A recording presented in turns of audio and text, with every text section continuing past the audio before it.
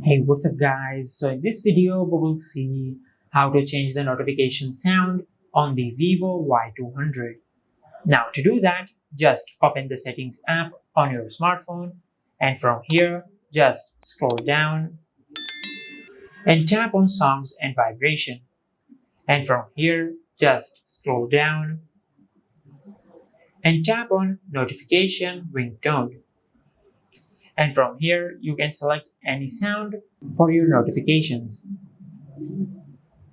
just like that. And if you want to set a custom sound for your notifications, just tap on custom sound, and from here just select any sound from the downloaded sounds on your smartphone, just like that.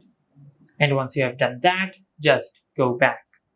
Now as you can see, this is how you can change the notification sound on the Vivo Y200.